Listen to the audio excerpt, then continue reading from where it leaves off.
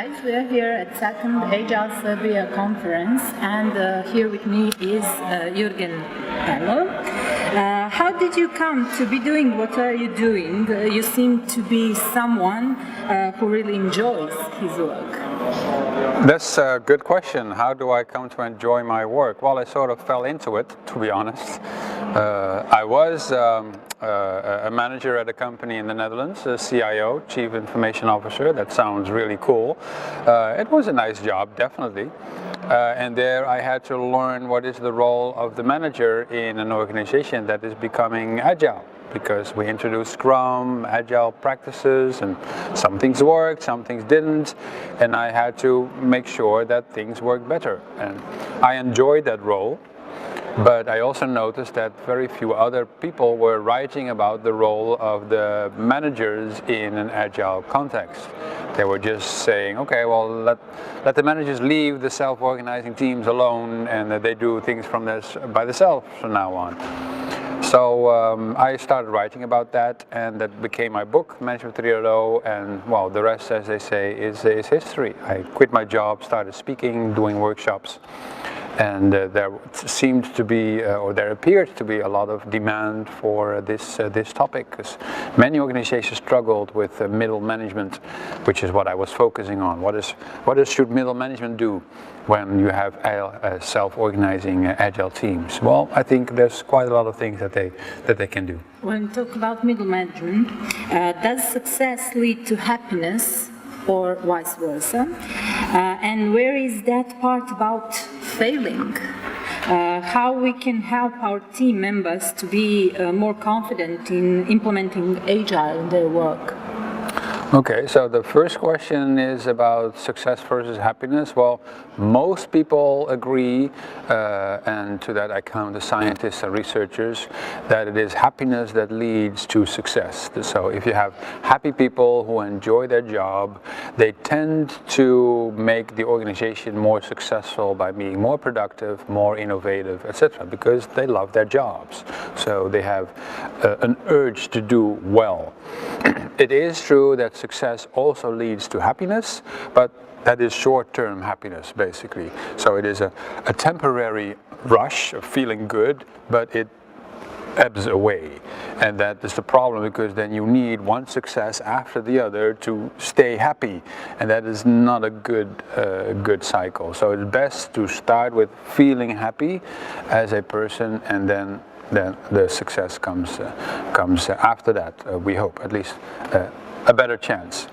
And your second question was about experiments, yes. Right? About how we can help our team members to be more confident, right, in implementing Agile in their work. Well, some people say that we have to reduce the size of failure. I had some big failures in my past, including a startup that didn't work.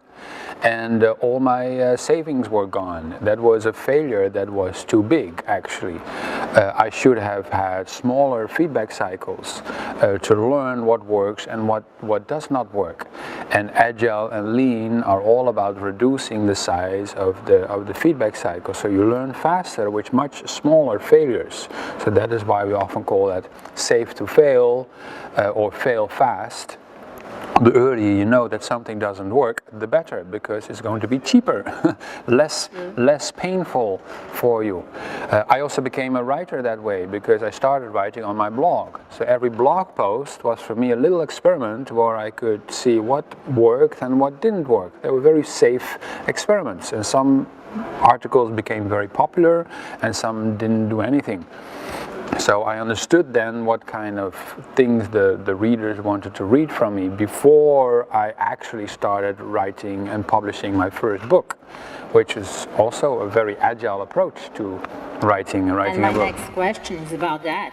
Exactly 1 year ago, Management 3.0 was named as the front runner of the third wave of Agile. That's correct? Correct, yeah. Can you tell us Management 3.0 was what it is today, how it started and evolved? Okay, well, it started with my book, where I simply explained this makes sense to me as a manager of an agile organization. I think these are some fun practices And that became a workshop, and that has been going on for 2 years, and I now have a company with 200 trainers licensed around the world who can and do organize these workshops. And I often summarize it as manage the system, not the people. So I find it important that managers take care of the environment of a team so that the team can then manage themselves and manage each other. I don't want to be involved in performance improvement of every individual person on the team. They should deal with performance improvement with each other, but then still this requires a container, an environment, a system for them to feel good, feel happy, enjoy the culture and be productive, and that is what the manager is for. I often use the metaphor of the gardener, which is a great metaphor for management, I think. You take care of the garden and the fence and that there's enough sunlight, but the growing, that has to be done by the plants themselves. You can't help them grow. It's just, that just needs to be sufficient nutrition in the soil. What Agile and Management 3.0 brought to corporate culture, organizational culture? Well, I think if you talk about Agile in general, then it is the main thing, I think, is shortening the feedback cycle so that you respond faster to changing environments, and that has purely a customer-focused principle. It is in the Agile Manifesto itself, customer collaboration over comprehensive documentation. So Agile is customer-focused for good reason, but the customer is not the only client of the system. Employees are also clients of the system, and they should feel happy and enjoy their work as well, because when they do, they take much better care of the customers. And that is where management comes in. So that is the contribution, I think, of Management 3.0, specifically when you're already trying to be agile as an organization, be more customer focused in shorter feedback cycles, then you also have to take care of your employees and your teams, that they feel good, that they're happy and engaged, etc. And there are good practices for that. My books are full of good practices that some of them I came up with myself, most of them I just collected from other sources, other companies who were doing good work, and I share them with some storytelling and nice pictures, and that is what Management 3.0 adds to Agile, basically, the employee focus that is sometimes missing. What is the role of the manager in an organization that is doing Scrum? Because Scrum had a lot of suggestions, but no reference to a manager anywhere. Correct. So Scrum makes some assumptions, including, for example, that there suddenly is a project that came out of nowhere. Where did that project come from? Where did those team members come from to do that project? This is not described in Scrum intentionally, because it tries to describe only that part where we do the project. So that is where management comes from. What is our business strategy? Which projects do we do and which projects do we not do? Which kind of employees do we want to have? How do we hire them? What is the onboarding process? How much do we pay those employees when they're doing Scrum? All of that is ignored by Scrum, but it has to be done by someone. Someone needs to do the hiring and the firing and compensation and making sure that there's an office and everything. So that is management responsibility, others as well, HR, etc. And intentionally Scrum does not describe that, because then it would become a huge number of books. And that's why I add my stuff, basically, with Management 3.0. You mentioned today something about gamification, how we can implement gamification in Agile methodology.